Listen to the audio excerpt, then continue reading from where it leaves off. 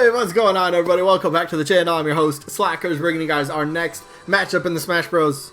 Upgraded tournament. So, if you haven't seen it before, simple concept. Took, I think it's 48 characters this time. Took a bunch of characters, put them into a tournament, and then each day on the channel, one of the matches from this tournament gets uploaded. How the matches work, I talk about the two characters, go over some facts, mini moveset pool, maybe a little bit of a story, whatever it might be. And then we vote between one of the two characters down in the comment section. But before we vote, there are some rules to follow. They're very simple to follow, trust me. You could vote and you'll most likely be following the rules. It's that simple. So let me bring up the rules real quick. Alright, rule number one, you have to be open-minded for this tournament. Why do you have to be open-minded? Every character in here is either an assist trophy, a spirit, a Mii costume, a Pokemon, or like a background character. So anything that could get upgraded into a playable character, well, that's the whole theme of this tournament. So, yeah, makes sense, right? Alright, so you gotta be a little open-minded to being promotions to happen, alright? That's why, that's rule number one. The rest of them, though, you only get one vote per person. Let's keep it fair that way, please. Keep it fair that way. I will throw out any votes that are very suspicious. I will do that. I promise. I have done it. Now do it again. But the other rest of the rules, how do you vote? That's simple. Down in the comments, type the name of the character you are voting for. And please be decisive with your vote. Be very clear. Don't just say, oh, yeah, that character would be kind of cool. That's not a vote. That's just you kind of stating an opinion, you know, something that you have. Nah, just tell me, this character gets my vote. Or I'm voting this character. Whatever it is, just make sure it's just clear, alright? Otherwise, double elimination tournament, meaning a character has to lose 2 times before being officially eliminated from the tournament. Then once we get to the results to determine the winner and loser of each individual match, if there happens to be a tie in the votes, we're going to flip a coin on camera to break any tie. It's the fairest way to do so. And the last rule is, matchup, voting-wise. When a matchup gets uploaded, you will have 7 days to get your votes in. If your vote comes in after the 7 days, it will not count. Why?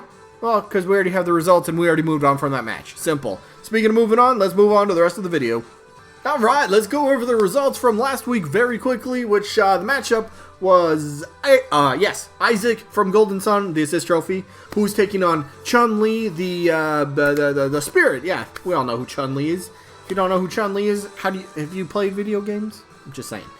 But, yeah, let's get to the results. It was somewhat close. I think it was 7 votes ended up separating the winner from loser in this one. And the winner happens to be Isaac from Golden Sun. Ends up winning this one, 28 votes to 21 votes for Chun-Li. So Isaac moves one step further in the winner's bracket. Chun-Li drops to the loser bracket. One more loss for her and then she's done. But we'll see how she does moving forward once we get to her next match. Speaking of the next match, that's what we're going to right now. This is going to be a great, awesome matchup. Two front runners for this tournament, I gotta say, right? Bandana Waddle Dee from the Kirby series, you know, player 4, if you will. You'd just be a great character to round out the Kirby series. I'll talk about that in a second. But his opponent, Rayman from Rayman Legends, the Rayman series. We all know him, right? Is he frozen on the battlefield? Let me know what you think. Yeah, this should be a good matchup. Let's jump into it. Bandana Waddle Dee's up first. Definitely a character I've wanted for quite a while, personally. And Rayman, Rayman's never been a character that I was like, yes, I absolutely need to see.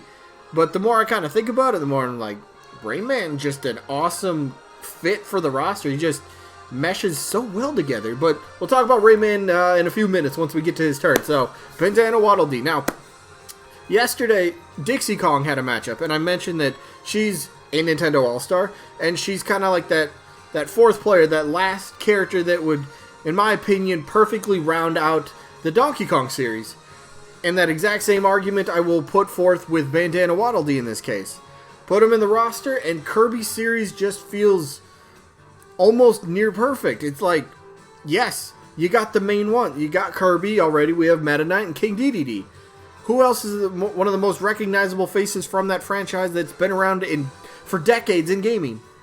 This little guy with the bandana, yeah. What's his name? The D. Bandana, the Waddle guy. I don't know. Yeah. He's an awesome character, and he brings his own unique moveset, something we do not have on the roster, right? He's got the spear. He's a spear wielder. He could use the spear as a little projectile, chuck the spear. I don't know if it like regenerates or something. Maybe just has like an endless amount of spears. Or if you got to throw the spear, and it might act like similar to King K. Rool's crown. You got to throw it, and if it ends up landing on the ground, you're going to have to go and get it to bring it back to your moveset, you know? Otherwise, you could end up using the spear in so many ways. His spear copter, you got like spear jabs, you got spear pokes, you know, for like tilt attacks. You could do just kind of like spin the spear. That could be like an up tilt. It'd be kind of a really fun, a really good, maybe anti-air sort of move. You could end up doing, you know, what Kirby does. Kirby in air, like Kirby's actual body does you know, kind of like a 360 spin. Maybe Bandana Waddle Dee could do the exact same thing. And that's the cool thing about Bandana Waddle Dee. Pretty much has the exact identical body and, you know, all that sort of game data that Kirby has. So use Kirby as that building block and then just Bandana Waddle Dee-ify him, right? Just give him the spear, give him the bandana, give him the moveset. So, like, there's a lot that you can do. What was the elemental spears? That would be a fun thing to do as well, just to really make him even more different. Now, yeah, you could just go with the plain spear attacks. It could work.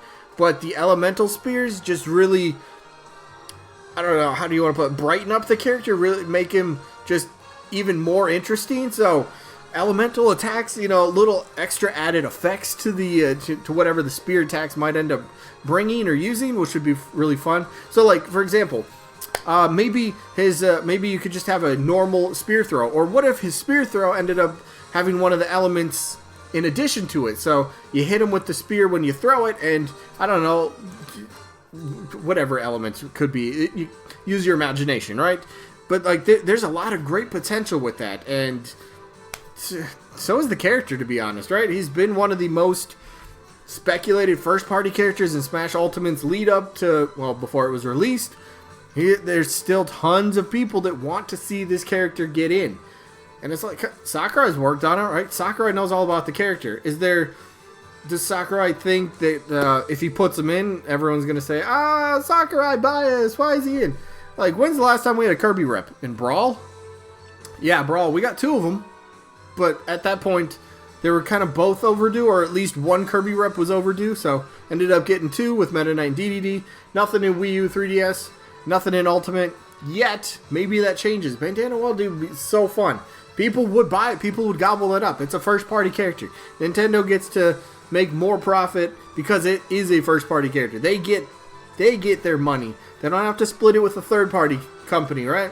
Nintendo a business. They want money. Smash Bros. Prints money. Bandana Waddle Dee helps them make money. Simple.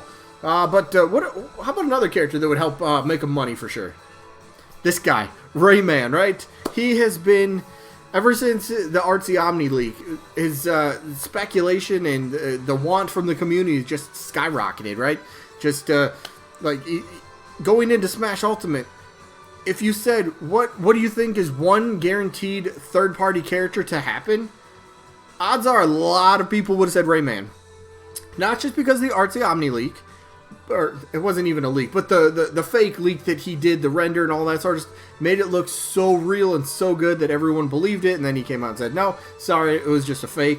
But then everyone's like, I want Rayman, I want Rayman, Ray, everyone's talking Rayman, right? And then he got the trophy.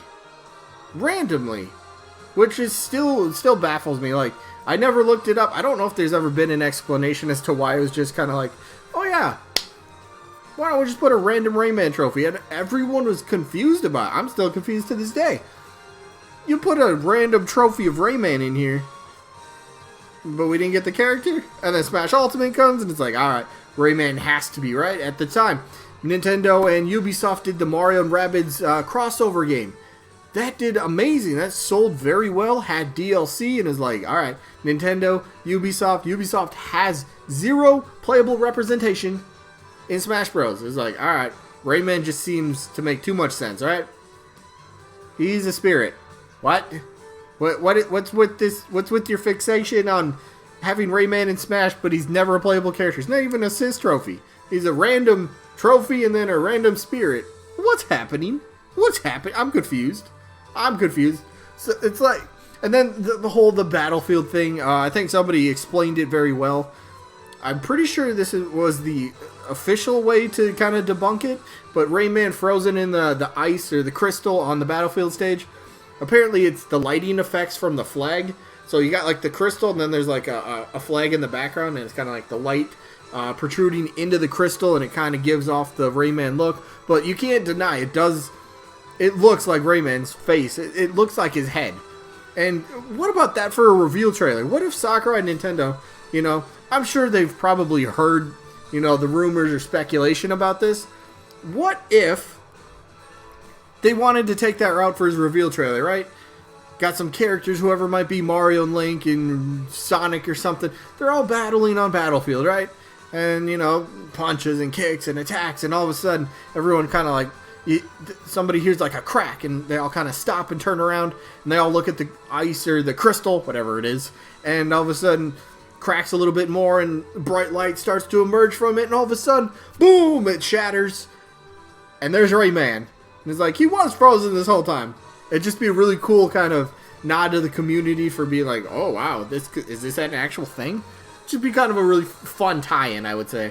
And plus, Ubisoft recently finally got Mii costumes. We got the Altair, the Assassin's Creed rep, not the rep, but the Assassin's Creed Mii costume, and the Rabbids Mii costumes. We didn't get a Rayman one. I wonder why. Is there a reason? He would have been very easy to do as a Mii costume, right? Give him the Rayman head, give him the shirt, and simple. It would be very simple. I guess the difficult part, you'd have to make I guess you just have to make the arms and the legs just invisible. I guess they could probably do that in programming. I don't know how easy or difficult that would be, but I'd have to think, yeah, somewhat easy, right? But he's got the moveset, he's popular. Maybe not in Japan too much, so maybe that's why he hasn't actually happened yet. Again, just because you're not big in Japan doesn't mean that you can't happen. But let's just go to the voting. Yeah, I've wanted Bandana Waddle Dee for a very long time. He's getting my vote. If it was almost anybody else, Rayman probably would have gotten my vote in this one, but I'm sticking with it. Bandana Waddle Dee. Let me know who you guys got down in the comments. Rayman, the BWD. BWD, that sounds weird. Big white. I didn't say it. Bandana Waddle Dee. Anyway, yeah, let me know who you guys got. So that is it for this one. Sneak peek for tomorrow. The results for tomorrow's matchup are going. Ooh, we'll see if. Let's see who wins this one. It was Rex and Pyra who was taking on Captain Toad. And then the matchup for tomorrow is a brand new character who's never been in any of my tournaments. Tethu/Tethy from the Ever Oasis series. And they could be a very fun sort of tag team character. I will jump into that tomorrow. And they're taking on the Hunter from Monster Hunter. That's tomorrow. Today's wrapping up. Hope you guys enjoyed. Hopefully catch you on the next one. Peace out, buddy.